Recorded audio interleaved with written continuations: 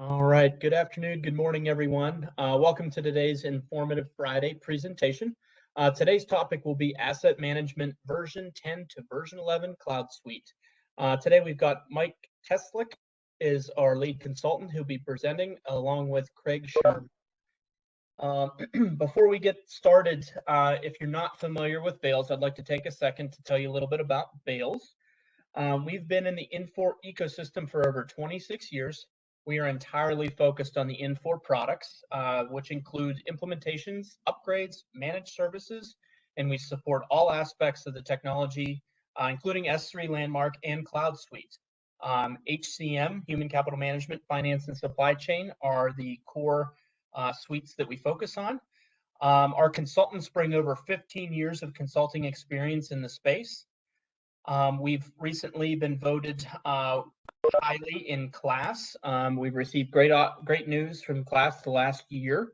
KLAS is an independent organization that ranks healthcare IT performance. Bales was recognized as a top of class for 2020 and 2021 in the Infor partner ecosystem. We've also got some exciting news. Earlier this year, we became part of the Nordic Consulting family. Nordic is an industry-leading healthcare consulting firm. We will be still operate as Bales & Associates, a wholly owned subsidiary, and continue to be led by Jamie Bales. Nordic will provide us with additional resources to fund our growth, expand our business, and support our customers more efficiently. And for our healthcare customers, it allows us to bring together the Nordic's capabilities in the EHR space and provide a more holistic solution. Today's session will be recorded, and we will go ahead and provide that link as well to the recording to all the folks that registered today. If you'd like to receive the link individually, please reach out to molly.velasco, and she will get the link to you as well. Again, thank you so much for joining us today, and I'll turn it over to Mike. All right, thank you. Good afternoon, good morning. My name is Mike Tesluk. I've been with Bales now as a financial consultant for almost 5 months. Prior to this, I worked as a consultant or as an accountant for almost 11 years. In the last 4 years of that time, I worked for a health network using Infor version 9 and version 10. And during those last 4 years, I worked with a few consultants for 2 implementations, one full version 9 to version 10, and the other to bring another network onto our hospital, onto our version 10. So during that time, I even got to work with our own Lisa Watkins from Bales, and I was also part of a few lease implementations. So my focus there was assets and lease management. So I was able to really get familiar with the asset management module and its functions. So here's our disclaimer. We want to present this disclaimer. The material is reference to Infor version 11. This presentation is for informational purposes only, and we want to provide you with consideration as you make the best decision for your organization. Reliance on this information presented without consultation is at your own risk, and we highly recommend that you contact Bales to discuss how solutions can be tailored specifically to your needs. And I promise this will be my last wordy slide. Through the remainder of this presentation, I use screenshots because I'm a picture person and I'm impressed by this new layout. So before we get into that, here's a little background on what asset management is and the benefits. So the asset management module is used to manage depreciation calculations and reporting requirements that are required to satisfy global ledger, tax, and other depreciation books for assets. You can process adjustments, transfers, disposals, and transfer of assets from one company to another. An AM has the ability to specify assets by location, division, and type, and to structure and restructure assets when they are transferred. An AM maintains historical records of all asset transfers and disposals and keeps an audit trail for all changes that are made to an asset. All right, so start with v10 and navigation. So Infor S3 or version 10, some people call it that. gave us a nice these nice flow charts. So starting out, these were great for users. It really helped them navigate and follow the process. The problem, and it's not really a problem, but many of us, myself included, ended up just learning the form numbers as we became more familiar with the system. I know I didn't have much use for flowchart once I got my forms down. However, it was very useful if you couldn't remember or you wanted to see what can all be done with the module. So that all changes with FSM or version 11. No more form numbers. Now, form or the report you need is simply the name. So here is version 11. Again, FSM or version 11. List views improve the navigation. For asset management, there are two security roles, which is asset manager and asset analyst. And depending on your organization's size and procedures, typically the asset accountant would have both roles. The only difference between the roles I could see is that the asset manager can release assets and calculate depreciation. And I would think, you would want your asset accountant to be able to do all of that. So when the user goes into their asset role, this is the screen they'll see, the navigation on the left, and I was playing with this before, this laser pointer. So there's the navigation over here, and the other side here is this manage assets, and I will detail that later, go through the tabs with you guys. So getting back to the navigation, these listings, they help direct you to the right spot. For example, if you're looking for some sort of update to assets, you would click the drop down for the asset update actions and select the action you need with release asset, calculate depreciation, mass maintenance, etc. And for reports, they're under asset listings and closing procedures. They have, or closing processes, sorry. They have all the closed jobs there. So again, no more form numbers. And for us consultants and end users from version 10, this was a bit of an adjustment, but I really think the new users it's going to be much easier. What is an AM 260, right? Like it's literally an asset report. So it's the literal name now, and which is pretty great, I think. So with that, with the improved navigation comes the improved search function. So, typing in keywords or word will bring up the role and any jobs or reports matching that word or words. So, here are a few examples of that. Search depreciation, it brought up asset analyst and asset manager, as well as controller and a few other roles here. But it, here's different asset or different depreciation things you can do. I tried, asset addition, again, same thing. And then like book here, I'm just trying to show like billing administrator popped up. But if you don't have those security roles, they won't pop up. If you just have assets, it'll just have assets and wherever book is found. Okay.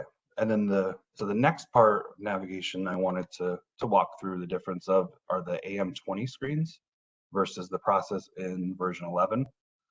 So say you needed just an asset, typically you navigate to AM 20.2, find your asset. From there, you use the related forms to advance to the forms you need, or you could type it in, right? So here, AM 20.2, which is the additions and adjustments, 20.3, the items and the details.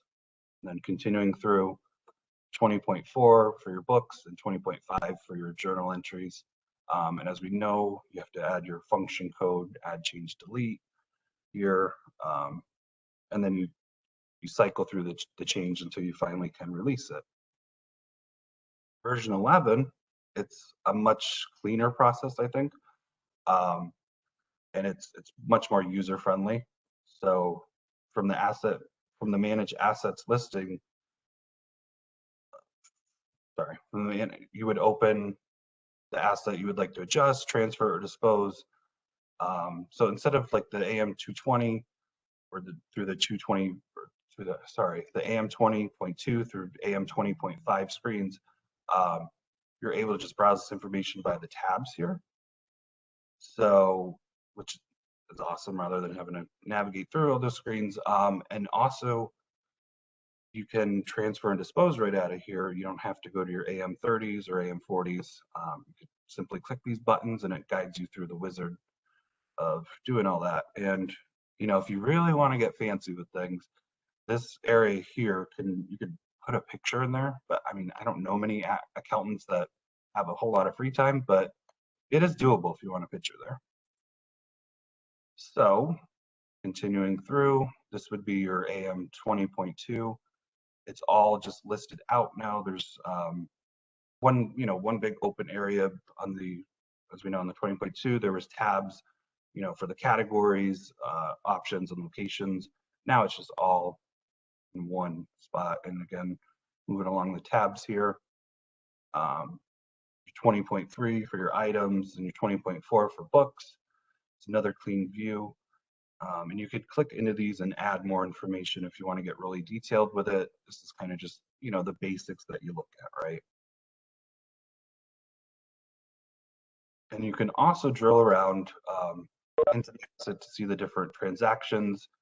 If there's, like here you have your depreciation expense and accumulated depreciation. If there's adjustments, all that would be there. And this list could be exported, PDF, Excel, however you would like. And one cool thing I did want to show here is, say you're adjusting an asset, you make your changes and it says here, adjustment in progress. If you want to just simply reset that asset, maybe you did something wrong, or you're not going to adjust it, you just click it and it just resets it back to your original file. So another one I said earlier, I wanted to walk you guys through the manage assets. This is the landing page for assets, and it's a nice visual. The search box can be used to find an asset by keywords, asset number, or tag number. Also, these summary cards offer a nice visual.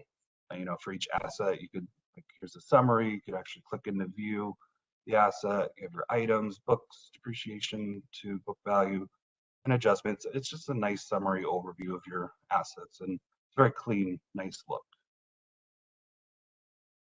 Going along those tabs, if you click the asset types, you could browse, or you could browse along tabs. The asset types tab offers a list view of assets by asset company, by asset type. So the mouthful. So say you had a few more companies here, we only had company 100, click there, and I went down and selected building improvements. And here's a list of all assets under that type in that company. And again, you could export this out as a PDF or Excel, CSV, whatever you'd like. Next, your Unreleased tab. So this tab, again, you could personalize this, and you could export out, and you could also release or delete, your Unreleased out of here. Just right-click and or there's a little ellipsis you can click around. And here's your Released again.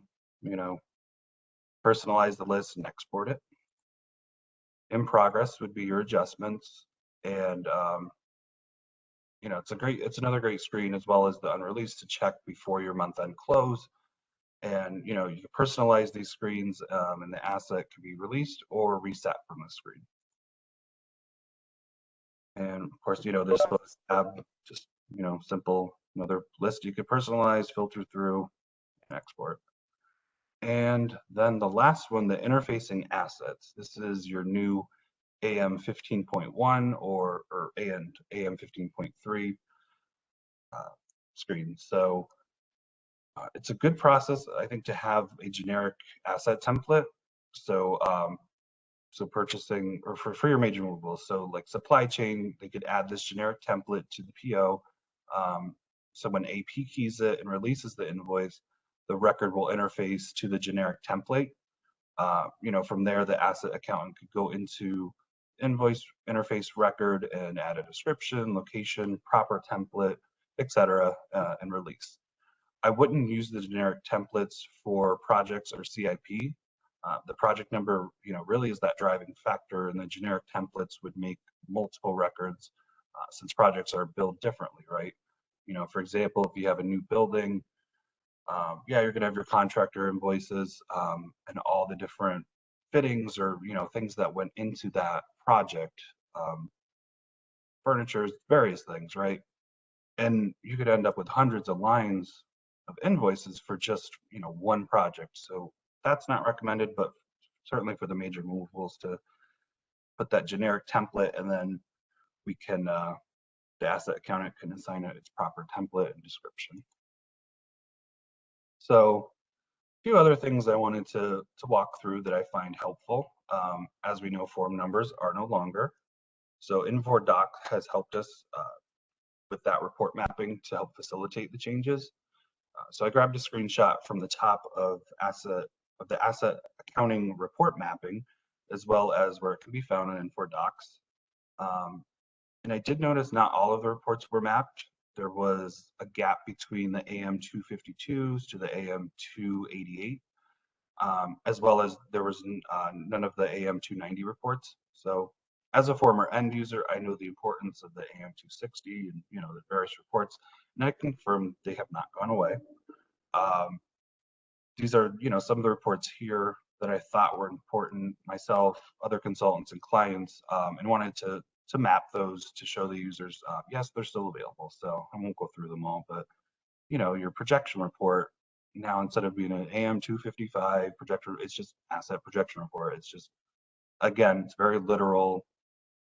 I like that. Again, it was shocking at first, but now it's it's common sense. I think I like this new way of doing it instead of the form numbers. So another great feature I wanted to talk about was are the personalized lists. For example, the top is a screenshot. It's just the generic out of the box list view of asset additions. This has a lot of great information. This just might not be what your auditors want, or what you're used to looking at. So the list can be personalized to only show the relevant fields. In the second screen grab, I personalized the list to only include the basics of an AM220, which is your additions report, and remove the extra details. From there, I was able to export the list to a PDF. And it's very similar to an AM220 report. So, and of course, you could filter your in-service dates to be, you're looking for a month worth of additions, a year, whatever, right? So fully customizable. And like you'll notice here, like company, it didn't quite fit. Like if I would have just left it as company, it kind of formats it weird, so it doesn't look very nice. There's some words you could play around with and shorten, and you could also play around with the text size, right? So you could shrink it down, potentially fit it, right? So I didn't think company was something like that needed to be really spelled out. I mean, it's your company, right? Your number. So, and a new feature is this asset summary groups. So you could use the asset summary groups to group multiple assets so they can be viewed as if they are a single asset. When you inquire on the summary group, all assets that are related to the summary group, will be summarized. All assets in the group must have similar asset setup so they can post to the same accounts. So maybe you want to group together assets pertaining to a new hospital, or the value of your MRI machines or something like that. It's a nice grouping tool for that. So it groups the assets, the book, or the items in the books. You can see kind of your important information over here, and it's a nice little reporting tool, I think. And then my favorite would be the My Jobs. So this is a big difference now with version 11. How reports, jobs are ran, and export types. So in version 11, when you ran a job, you had the option to export the results to PDF, CSV, Excel, whatever. In version 11, you must specify before you run the report, or or job, or you can save these jobs and set up a report distribution. So I'm a fan of these jobs, whether they're public jobs, or if you just want to have your personal jobs, you could do that under My Jobs. But if you want public jobs, you could really, you could literally set up the closing process, FSM through SCM, and everybody could see them. However, if you don't have those security roles, you can't process or change the job. So I tested that out. I removed my security roles for assets, tried to change the job, tried to run it. You can see access denied. So it's a nice thing, because you have it out there, and someone's missing on your team, someone else can run the job, provided they have those security roles, right? So then, just to show you, I filtered on for the AM. However, because this is our demo environment, there's multiple different jobs out there, people testing, so it was harder to get that clear. So I actually put my initials here on the end.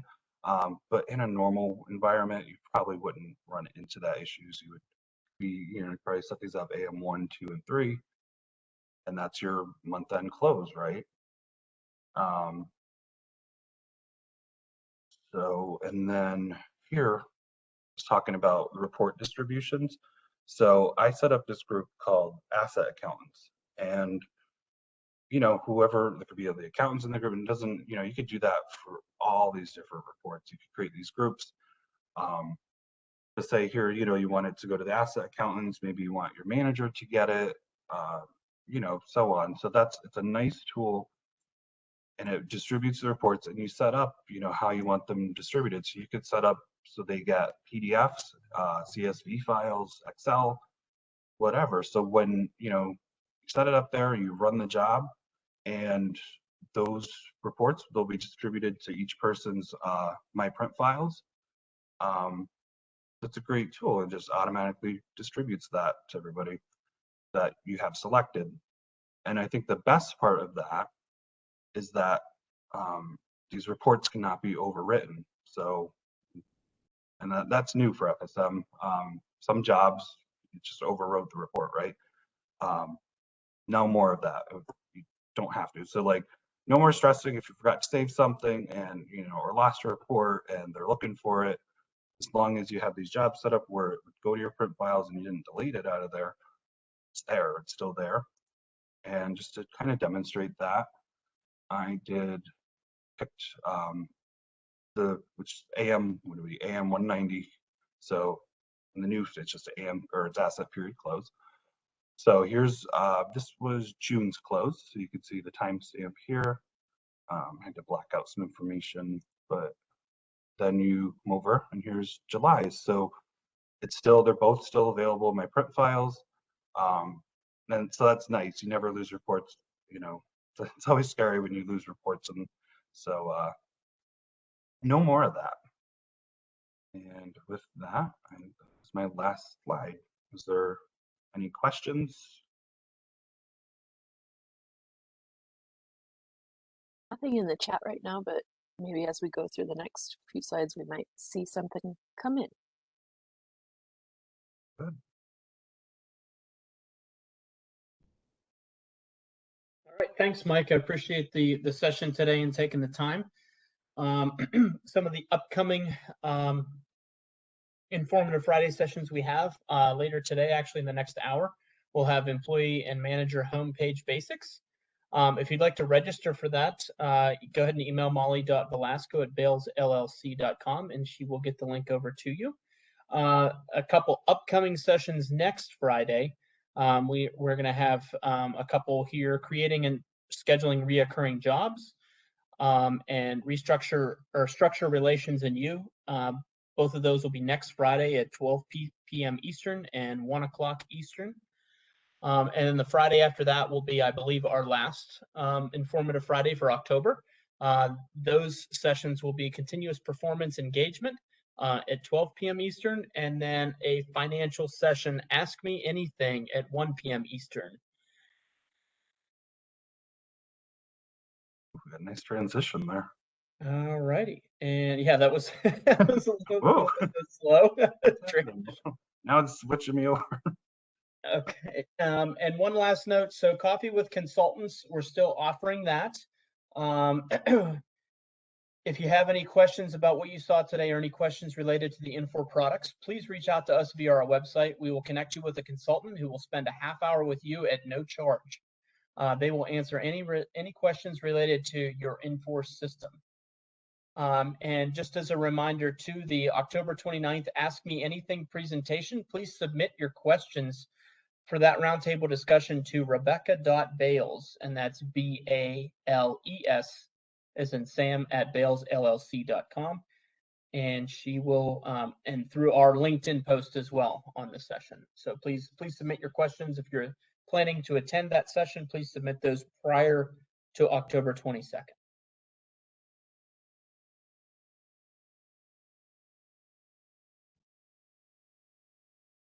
Okay, still no questions, so I think we're good. Glad I was able to answer all the questions, Mike. Well, thank you so much, everyone, for joining today. Like I said, this recording will be out on our YouTube page. And also Molly will be sending out the link to the recording as well to the attendees list. Thank you so much and have a great day. Thank you. Thank you, Mike. Nice job.